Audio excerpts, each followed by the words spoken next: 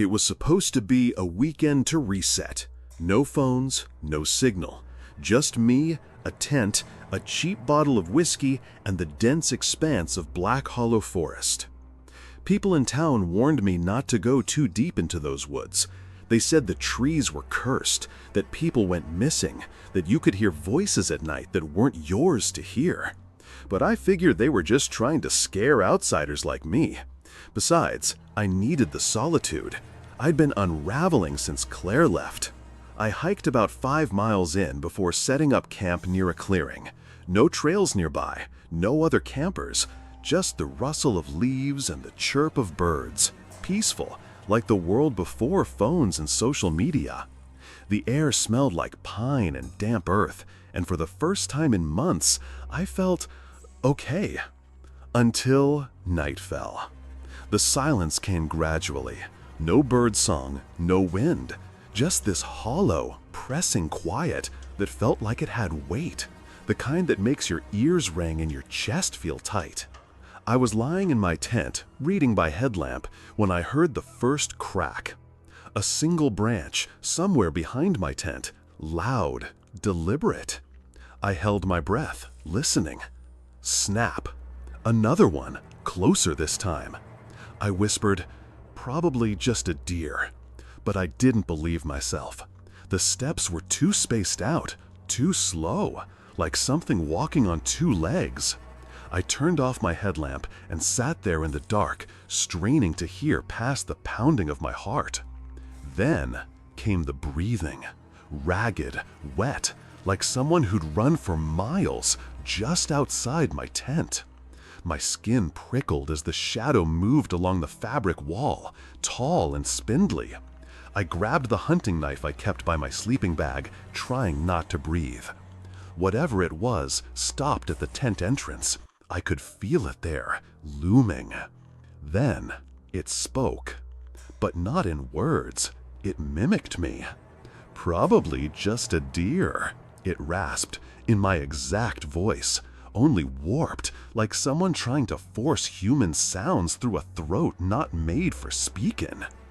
I almost screamed, but instead I lunged. I slashed the tent open with my knife and burst out into the night. There was nothing there. No one. Just the trees, dark and swaying without wind. I stood there, shaking, waiting for the thing to leap out at me. But it didn't. Eventually, I convinced myself it was stress.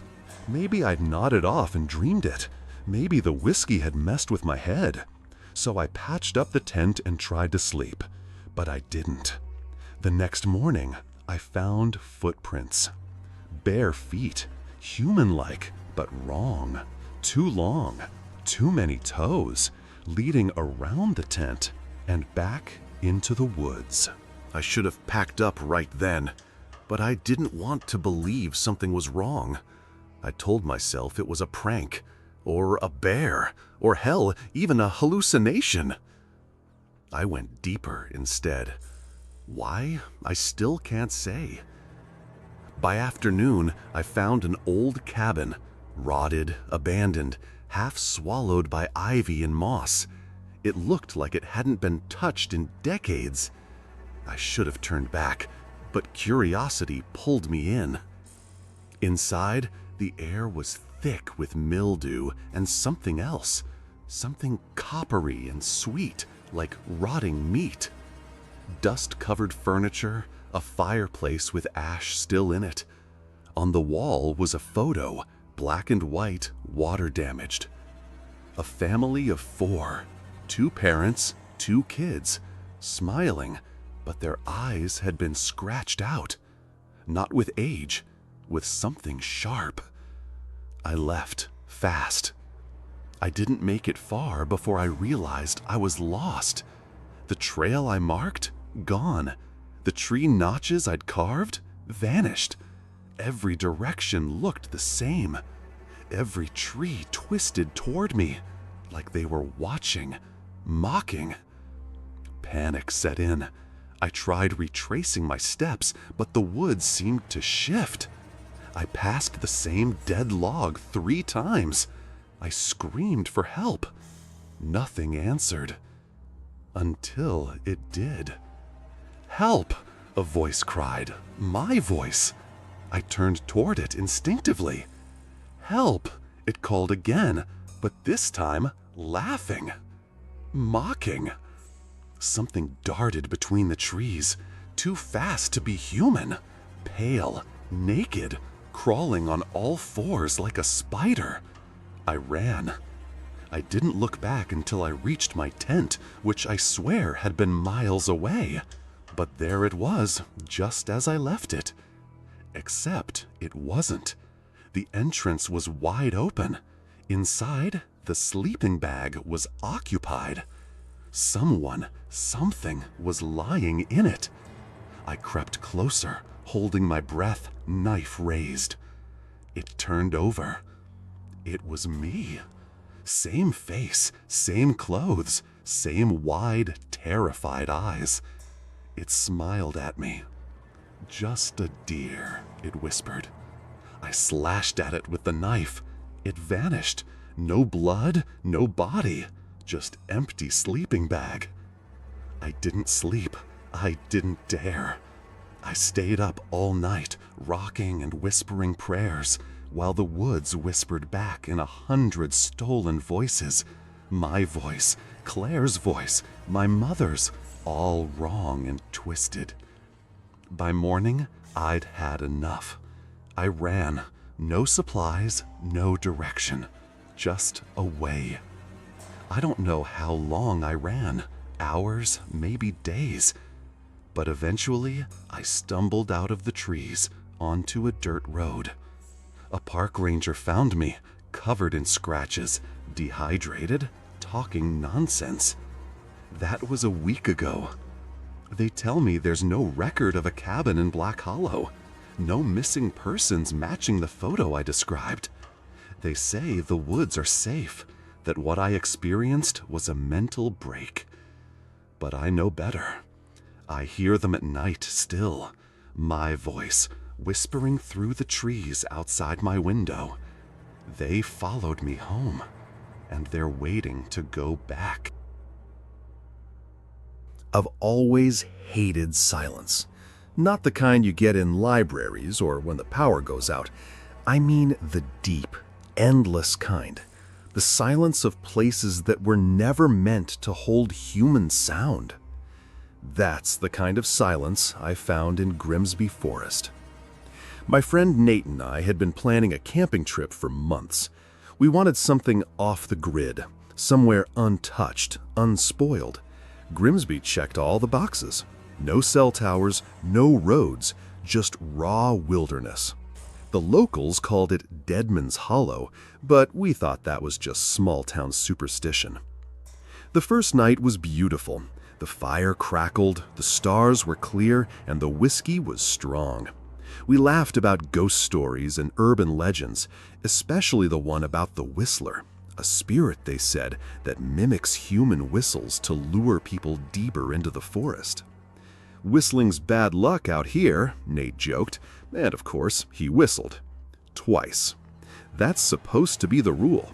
If you hear a whistle once, ignore it. Twice, leave. 3 times, you're marked.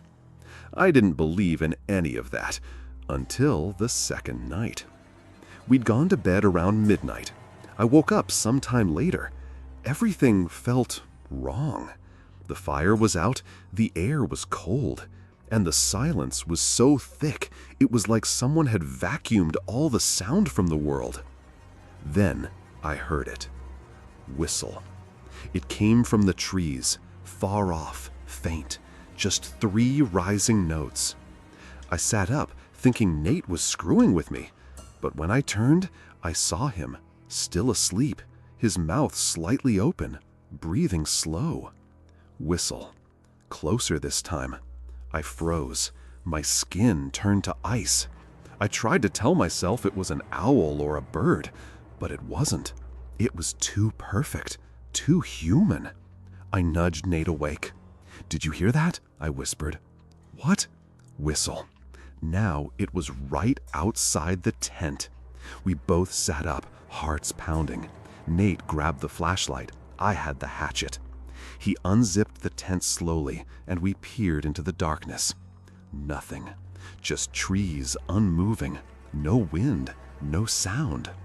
Then the flashlight flickered, and we saw it. A shape between the trees. Tall, thin. Its arms were too long, and its head tilted in an unnatural way, like it didn't understand how to hold it upright. It whistled again. My whistle. I slammed the tent shut. Nate screamed something, but I couldn't hear him over the ringing in my ears. The silence was so loud it hurt. The shape moved closer. We grabbed what we could and ran. No flashlights, no sense of direction, just blind panic. I could hear the thing crashing through the trees behind us, not running, but gliding, like the ground didn't matter. Then Nate tripped. I turned back, trying to pull him up, but he was staring behind me, frozen, mouth open. I didn't look. I didn't want to. But I heard it. Whistle. This time, it was right in my ear. I screamed and dragged Nate up. We ran until the trees thinned out and the sky turned pale. When we finally reached the dirt road where we'd left the truck, the forest behind us was quiet again. Too quiet. We never spoke about it. We told the ranger we saw a bear. He didn't believe us, but he didn't ask questions either. He just looked at us with tired eyes and said, "You boys lucky. Not many come back from Grimsby." That was 6 months ago. Nate doesn't talk to me anymore. He won't answer calls, won't respond to texts. Last I heard, he moved 3 states away. I haven't been the same either. Sometimes, at night, I hear it again. Whistle. Soft, far off, in the woods behind my house. And last night, it whistled twice. I'm not going out there. But if you hear a third whistle in the dark, don't look, and never whistle back. They told me the forest was cursed, but I didn't believe in that kind of thing. Curses, spirits, haunted trees, it all sounded like fairy tales for drunk old men sitting around a fire. But I should have listened. I went to Blackroot Forest to clear my head. After the breakup, after the job loss, after everything, I just needed space, time, quiet. A week alone in the woods sounded like healing.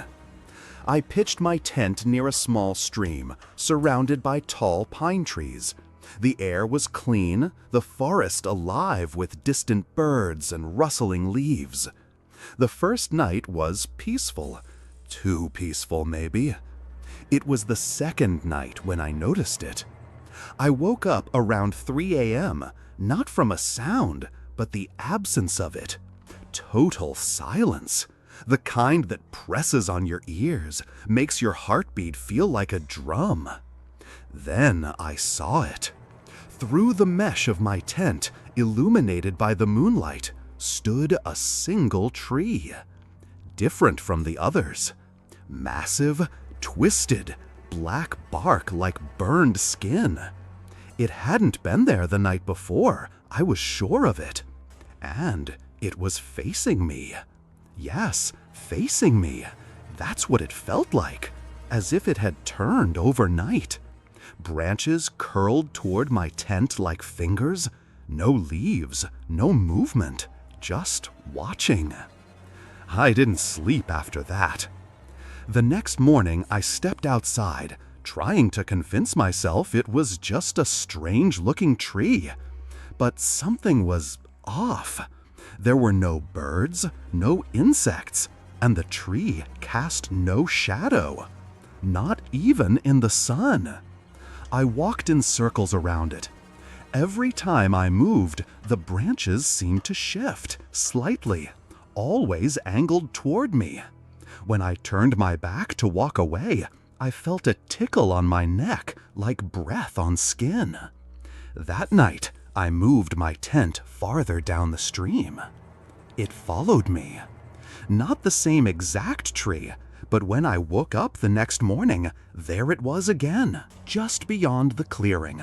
Same black bark, same twisted limbs, same watching silence.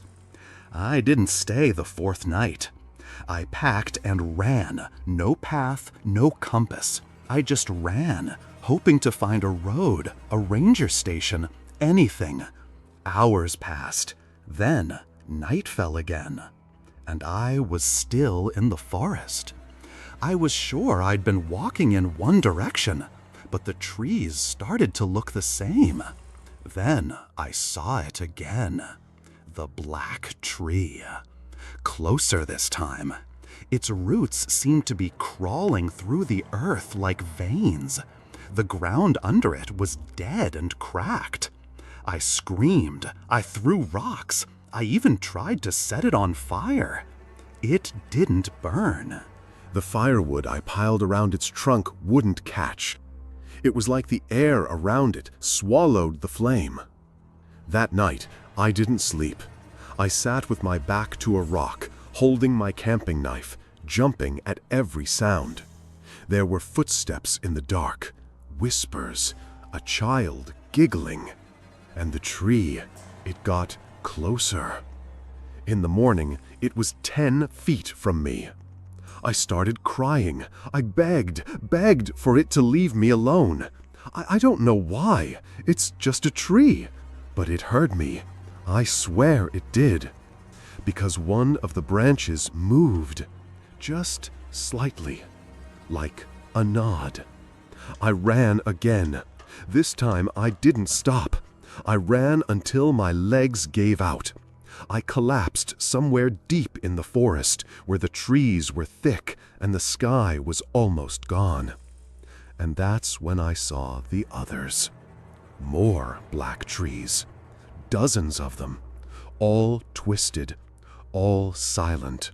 All watching. That was 3 days ago. I haven't left the forest. I don't know how. I think I'm going in circles, but every time I try to backtrack, I end up somewhere new. They're everywhere now. They surround me when I sleep. I don't eat anymore. I barely drink. I think they're waiting for something. Sometimes I hear them whisper my name. And every night, they're a little bit closer. If you find this notebook, please don't come looking for me. And if you see a black tree with no shadow, don't look away. I've always loved hiking alone. There's something about the stillness of a forest that resets my brain. No emails, no phone calls, no noise. Just the sound of wind brushing through pine needles and the crunch of my boots on earth. That's why I went to Pine Hollow. It wasn't on the map, just an old logging trail I found by accident a few years ago. Every time I returned, it was like stepping out of the real world. But this time, something was different. I started my hike in the early morning. The air was colder than usual, and the forest looked darker, though the sun was out. I chalked it up to the thick cloud cover. By noon, I was deep in the woods. That's when I heard it. A whisper. At first, I thought it was the wind, but it came again, more distinct this time. My name. Daniel. I stopped in my tracks. There was no one around. I hadn't seen another person all day. I turned, scanned the trees. Nothing. I laughed it off. Maybe I was just imagining things. I'd been under a lot of stress lately. Probably just needed rest. But the whisper came again. Closer. Daniel. This time, it wasn't the wind. It was deliberate, soft, female. My skin went cold. I called out, "Hello? Is someone there?" No answer. I picked up the pace. An hour later, I found a small clearing and decided to rest. I ate a sandwich, drank some water, tried to ignore the growing sense of dread. That's when I noticed something strange. The trees surrounding the clearing were all leaning inward, not naturally bent toward the center, as if something in the middle was pulling them in. And there were no animals, no birds, no squirrels, nothing. That's when I heard the crunch. Footsteps behind me. I spun around. Nothing, just the trees. Then the whisper again, right next to my ear. "Daniel, come closer." I ran. I don't know how long. Minutes? Hours? The sky was starting to darken. I should have been near the edge of the forest by then. But I wasn't. I was deeper. The trees grew closer together. The air felt heavier. I couldn't hear the wind anymore, just my own breathing and the occasional snap of a twig behind me. I stopped, listened. Nothing. Then, just ahead, I saw a cabin. It looked ancient, made of rotting wood, its windows dark, door slightly ajar. I should have turned around, but I was cold, tired, and desperate. I stepped inside. The air was thick and smelled like wet earth and mold. The floor creaked under me. I called out, "Hello?" Silence. Then, creaking floorboards, but not from me, from upstairs. I backed away. My instinct screamed, "Run!" but my body froze. Something came down the stairs, not walking, slithering.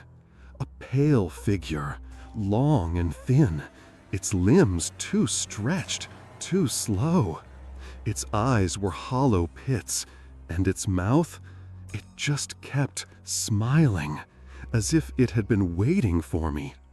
"Daniel," it whispered, but its mouth didn't move. "You came." I bolted.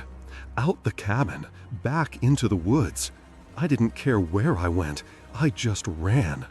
Eventually, I tripped and hit the ground hard. When I looked up, I was back in the same clearing, the same inward-leaning trees, the same silence. I stood up, heart pounding, and saw something carved into the bark of the tree in the center. My name, Daniel. And below it, "Stay." I screamed and ran again. But no matter which direction I took, I ended up back there, over and over, like the forest had swallowed me.